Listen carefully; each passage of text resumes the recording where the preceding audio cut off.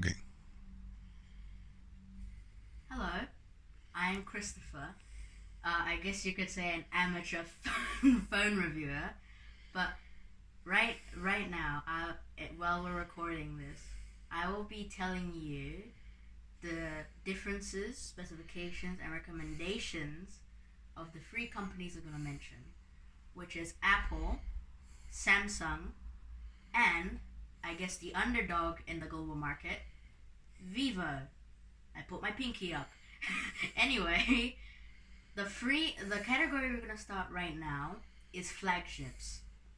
So Apple just released, I believe a month ago, the new 13 series, the iPhone 13 mini, the 13, the 13 Pro, and the 13 Pro Max. But since we're talking about flagships here, we're only gonna mention the 13 Pro Max. Samsung is still, for some reason, stuck all the way back in January of 2021 because they're still stuck on the S21. And that's the S21, S21 Plus, and the S21 Ultra. And since the Ultra is a flagship, technically the others are, but we're focusing on the most powerful one. The S21 Ultra is the one we're going to mention for today. And the final one is Vivo, the underdog. They have many phones. I can't read all of them, but at least they have simple flagships. So they have the X70 Lite, the X70, and the X70 Pro Plus. Again, that's the most powerful one here, so we're only going to mention that. Now, prices. The iPhone 13 Pro Max has actually gotten less. The price has gotten down in certain regions. That's including New Zealand. I'm unsure about Peru. But technically in the US, they are the same price as the 12 Pro Max. But that price is, in US dollars, $1,100. That expensive. In New Zealand, where we are right now, it is $1,999 or $2,000. The S21 Ultra is $2,400. You gotta be kidding me. The S21 Ultra, I believe, from the company's perspective, is only made for the pros, not mainly the public. But anywho, the Vivo X70 Pro Plus, it is cheaper than the 13 mini at $1,131 in New Zealand. That is a bit more than this. This is last year's iPhone 12.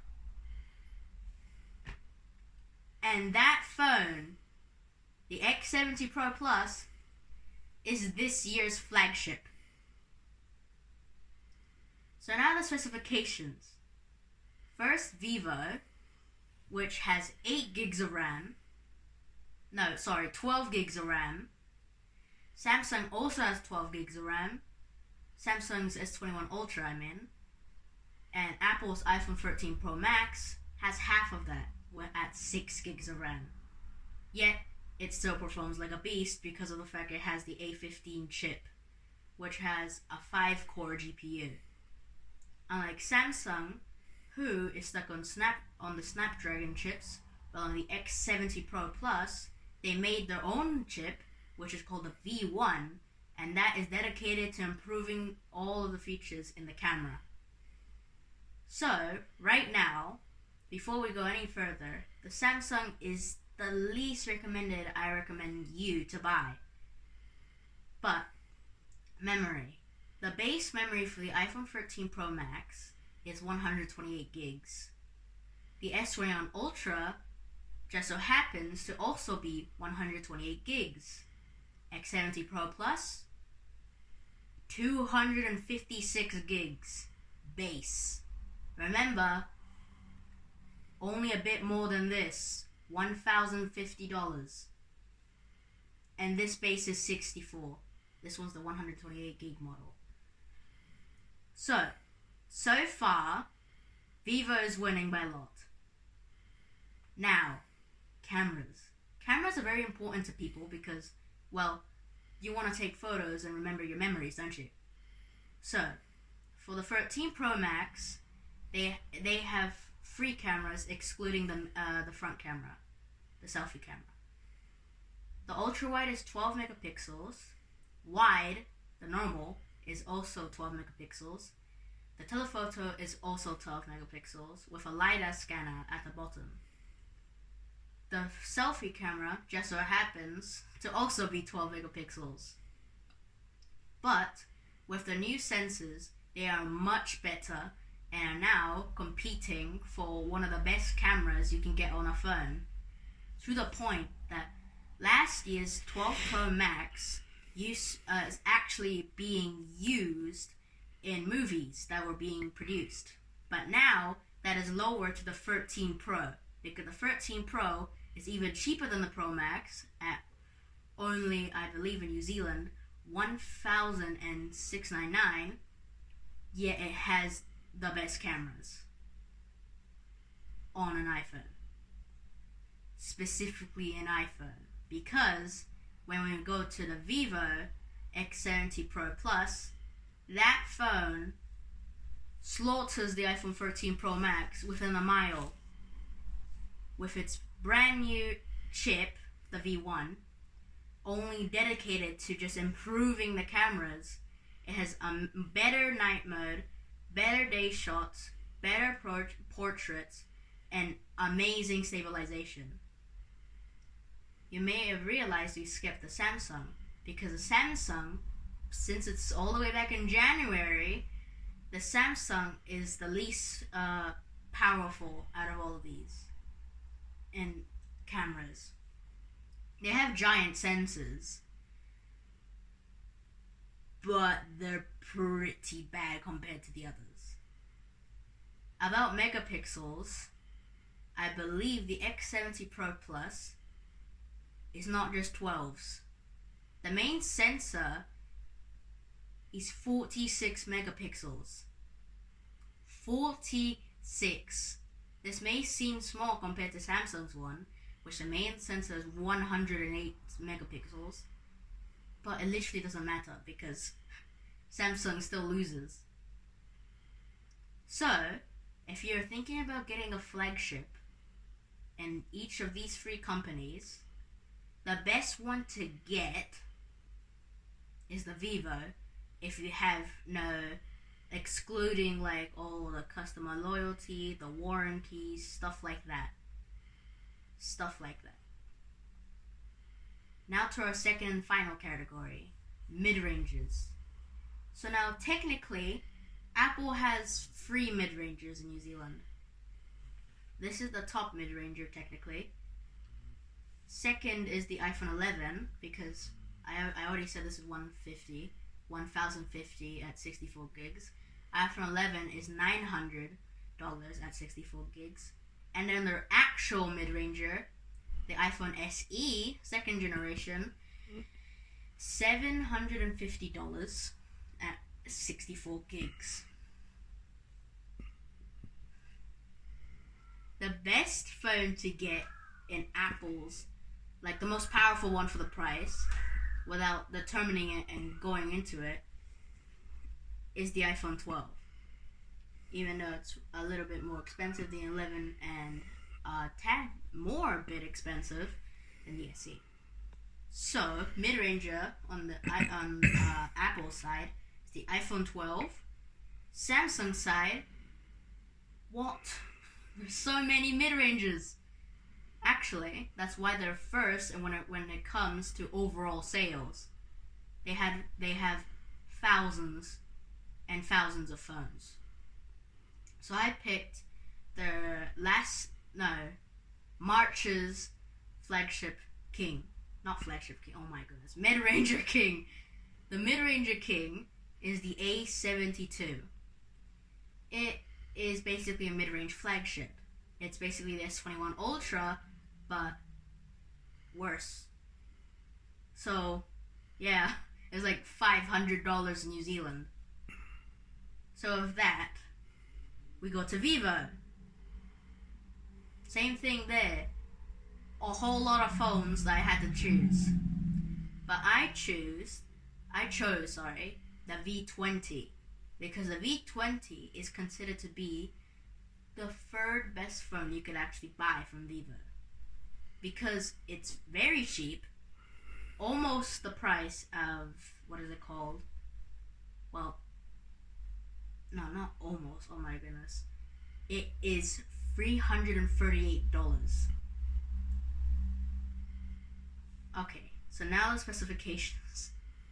This has 4 gigs of RAM. The Samsung A72 somehow has 8 gigs of RAM, and so does the Vivo at 8 gigs of RAM. Now, I forgot to mention for the, what is it called? The flagships about chips, but to be honest, I think I'm pretty sure I mildly noticed them. So the 13 Pro Max has A15. This has the A14. Samsung's A72 has the Snapdragon 7030G, which is a mid-range chip. And that's the same for the V20, also having a Snapdragon chip. But it's the Snapdragon 7040G, which is 10% better than the 732G. Now, memory. V20 starts, sadly, 32 gigs, which by now, in 2021, is in no way enough. The Samsung, however, that starts with 64, which by next year or end of this year won't be enough either. That's the same for the iPhone 12, that starts at 64. So, in storage capacity, all 3 of them are going to be not enough in next year, excluding a V20, which is already not enough. But when we talk about cameras, there's a surprise winner. The V20 somehow has a 13 megapixel camera, yet it's $338. But the phone has 4 cameras. But the 2 other cameras on the back is 2 megapixels, and that 3rd camera at the very bottom is a depth sensor. So, what about the front camera of the Vivo? The front camera, thankfully, unlike the 3rd camera, the selfie camera, it has 16 megapixels. 16. Just for reference, the main camera has 13. I do not understand why they didn't swap it, but I'm not gonna say anything. Now we go to the S20, the A72. It has 4 cameras as well, but at least none of them are depth sensors, because the actual sensors are apart from the cameras. You can actually see them if you see the pictures. So, for the main camera is a 48 megapixel camera.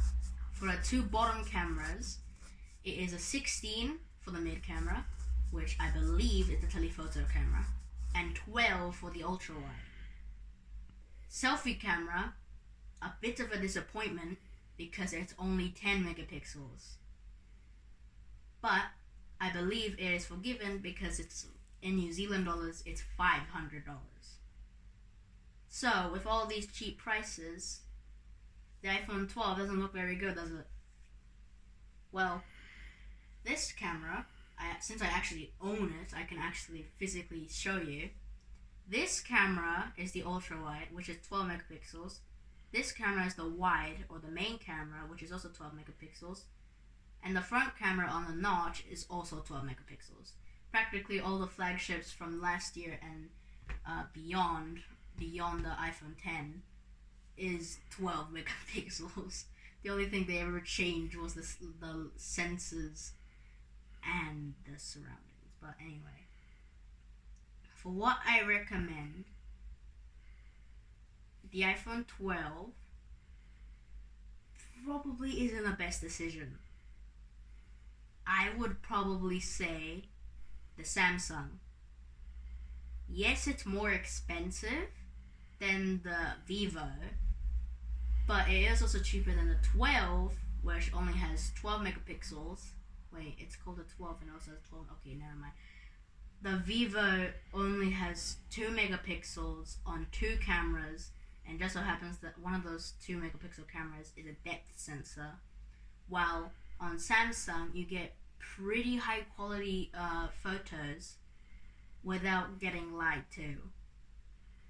So, for the mid-ranges, I would say Samsung wins for all those categories, and for the flagships, Vivo wins.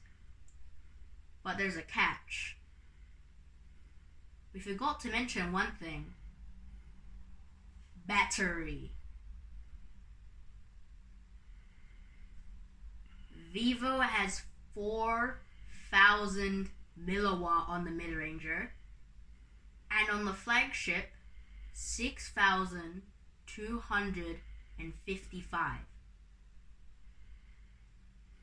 milliwatt. That for Samsung, 4,255 for the flagship, and only 1,525 on the mid-ranger. That is the same as an iPhone 6 from 2014. Ouch. Just to mention, the A72 is a 2021 mid-ranger.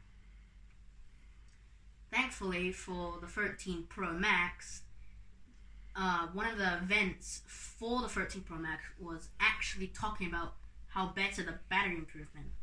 In some tests by other reviewers, it has reached over or spot on 10 hours of battery life. It, even though it only has 3,000 milliwatt, it beats the Vivo on the flagship category. Even though it has way less battery, it beats it at 10 hours. 10 hours of battery life. Well, the Vivo can barely break 8. Don't get me started on the Samsung.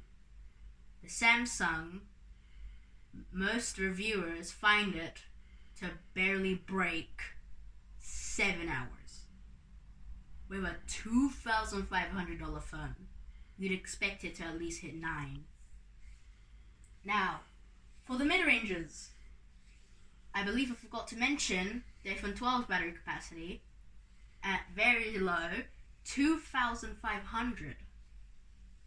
So that's pretty close to the A72, which apparently only lasts 6 hours. So how long does the iPhone 12 last? At best, it can last barely 7 hours. At best for the Samsung, I said before, 6 hours. On average, this actually goes to 5 hours. On average, the A72 goes to 4 hours, which by most people is not good enough. But for the Vivo with 4,000 milliwatt, it actually beats the 12 at best with somehow, if in a very specific test, it can almost reach 8 hours on a $338 phone. But as I said, that's a very specific test. So you have to be a very specific person to actually get that amount of battery. But on average, it hits around 7 or 6 hours. And, well, before I mentioned the battery, I said Samsung one and Vivo one. So, oh my god, that made no sense. Samsung one on the, what is it called, mid-ranges, but on the flagships, Vivo one. I changed my mind, because once when I saw the battery, I decided that Vivo won both categories.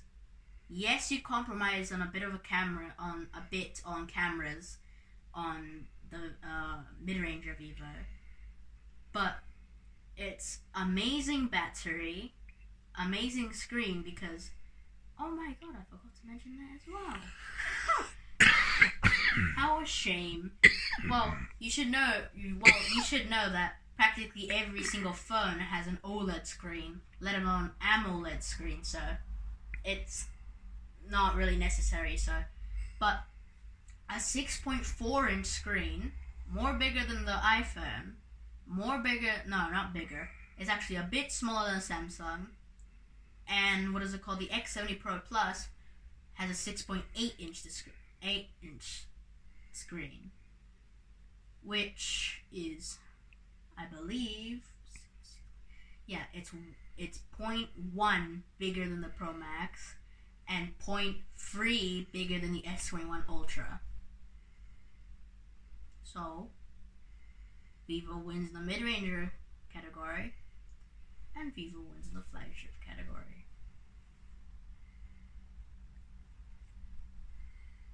Thank you for watching. Thank you for listening.